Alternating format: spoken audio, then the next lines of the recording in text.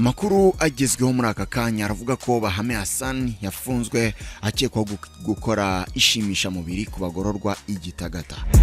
Urwego rw'ubugenzacyaha RIB rwafunze umuzabikorwa w'ikigo ngororamuco cya Gitagata Bwana Bahame Hassan akekwaho gukora ishimisha mubiri rishingiye ku gitsina kuri bamwe bajyanwa kugororerwa muri iki kigo cya Gitagata nyine.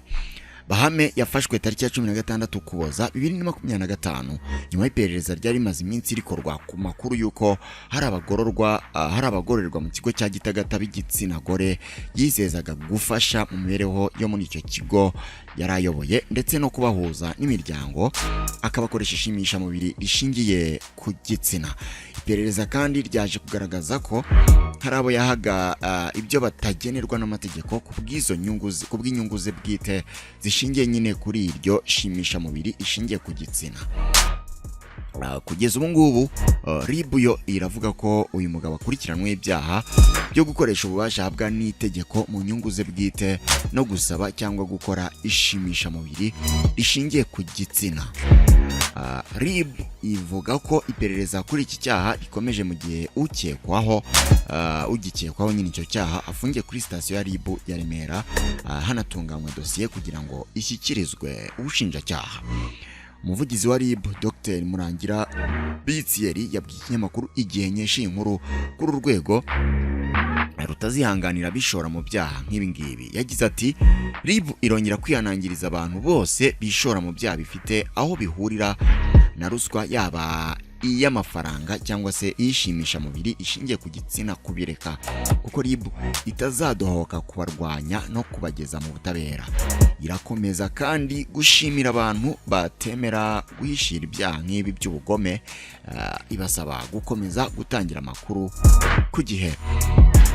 Hanyuma rero ushobora kuhita wibaza uti ese uyu mugabo wafashwe ukekwaho ibi byaha biramutse bimuhamye byagenda gute, yahanishwa iki? Niki amategeko avuga?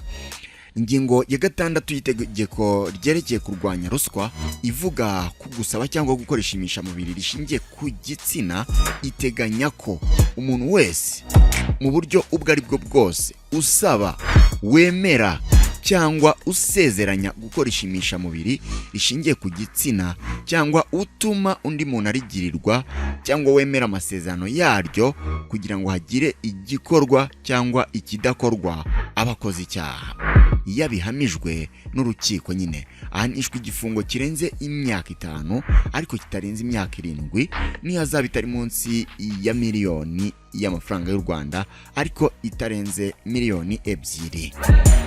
Iyo ishimisha mubiri ryakozwe kugira ngo hakorwe ibinyuranyije n'amategeko, igihano kiba igifungo kirenze imyaka 7 ariko kitarenze imyaka 10 n'ihazabu itari munsi ya miliyoni 2 ariko itarenze miliyoni 3. Iri tegeko rivuga ko kandi umukozi wese wa leta cyangwa undi muntu wese uri mu rwego rwa leta wifashisha umwanya w'umurimo we cyangwa se ububasha afite kubera uwo mwanya agakora ikibujijwe n'itegeko cyangwa ntakore igitegetswe n'itegeko agamije kwihesha cyangwa guhesha undi muntu inyungu itemewe n'amategeko abakoze icyaha. Iyo abihamijwe n'urukiko abihanishwa igifungo kitari munsi y'imyaka 7 ariko kitarenze imyaka 10 n'ihazabu ya miliyoni 5 ariko itarenze miliyoni 10. Icyo cyaha rero gikozwe hagamijwe inyungu ibarwa mu mafaranga, igihano cy'igifungo kitari munsi y'imyaka 7 ariko kitarenze imyaka 10 n'ihazabu yikubye inshuro kuva kuri 3 kugeza kuri 5 z'agaciro k'indonke yatse. Urumva ko rero ibi bihano birakomeye cyane ndetse ibyaha biramutse bimuhamya ari gushinjwa yahabwa nyine kimwe muri ibi bihano maze kugusomera ngaha. Nubutse ko muri 2021 aribwo Shehe Bahame Hassan yagizwe umuyobozi w'ikigo ngororamuco cya Gitagata. Uyu mugabo rero akaba yaramenyekanye cyane ubwo yayoboraga akarere ka Rubavu.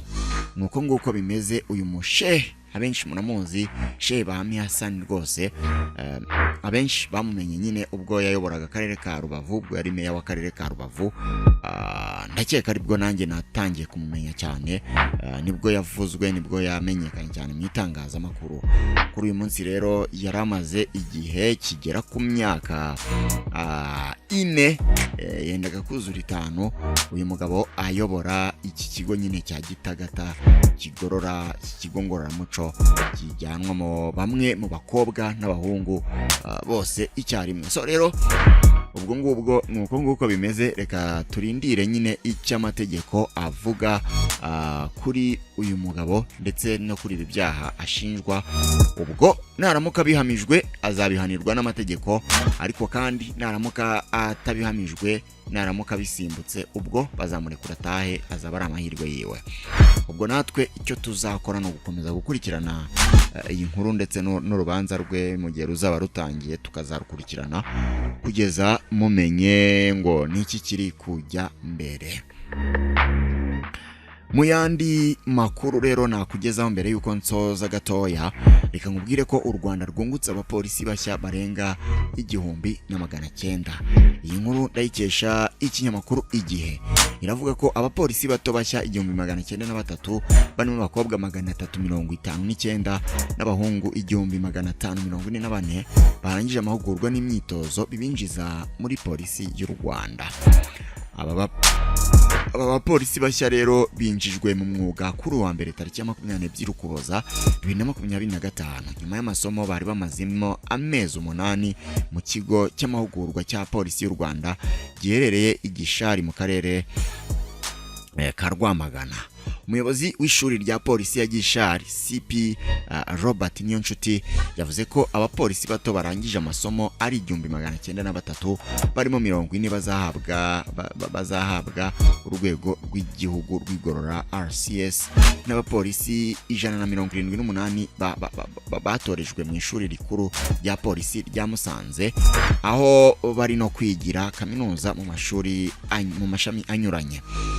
Yakomeje avuga ko abatorejwe mu ishuri rya polisi rya Gishari batangiye amahugurwa tariki ya 17 Mata 2025 ari 1748, abasoje bakaba ari 1725, kuko abagera kuri 23 batashoboye gusoza amahugurwa kubera impamvu zitandukanye zirimo uburwayi n'imyitwarire itajyanye n'indangagaciro za polisi y'u Rwanda.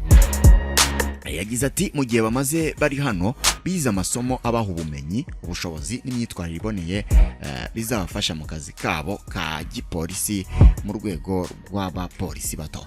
Bize gukoresha intwaro, imyitozo yo kumva amabwiriza, karasisi, imyitozo ngororamubiri, kubungabunga umutekano n'ituze mu baturage, amategeko, ubufatanye bwa polisi n'abaturage, gucunga umutekano wo mu muhanda n'andi.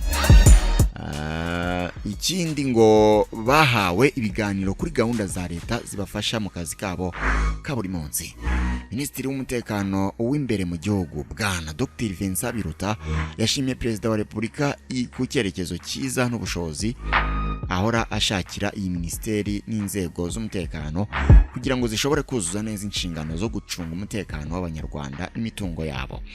Yavuze ko abanyarwanda babuze umutekano igihe gihagije ndetse banabona ingaruka zabyo, ariyo mpamvu bakwiriye kucunga cyane. Yagize ati uyu munsi turishimira ko umutekano uhagaze neza muri rusange, ariko hari ibyaha n'ibindi bibazo bibangamiye abaturage bikigaragara, birimo ubusinzi n'ingaruka zabwo, ubujura, gukubita no gukomeretsa, gukoresha ibiyobyabwenge, impanuka zo mu muhanda n'ibindi. Ati dufite inshingano zo gukumira no kurwanya birushijeho kugira ngo umuturage dushinzwe akomeze kuba mu gihugu yishimye. Minisitiri Biruta yavuze ko abanyabyaha bakomeje guhindura amayeri, ariko ko inzego z'umutekano ziticaye. Asaba abasoje amahugurwa gufatanya n'inzego basanze mu gukomeza gusigasira umutekano. Yagize ati muzarangwe n'ikinyabupfura, gukora kinyamwuga, gukorana umurava, kwanga umugayo, no guharanira ishema ry'u Rwanda n'abanyarwanda aho muzaba muri hose. Muzakomeze kandi ubufatanye n'izindi nzego, mushyire umuturage ku isonga muri gahunda zanyu zose, kuko byiza by'abaturarwanda nibyo twese duharanira. Polisi y'u Rwanda ivuga ko muri aya mezi 12 ishuri ry'amahugurwa rya polisi rya Gishari ryahuguye abapolisi na daso bagera ku 8,529 mu mahugurwa n'amasomo atandukanye yaragamije kubongerera ubumenyi n'ikinyabupfura mu kazi kabo ka buri munsi. Ngayo nguko rero, mwakoze cyane kubana natwe muri aya makuru, mwakoze cyane kudukurikira.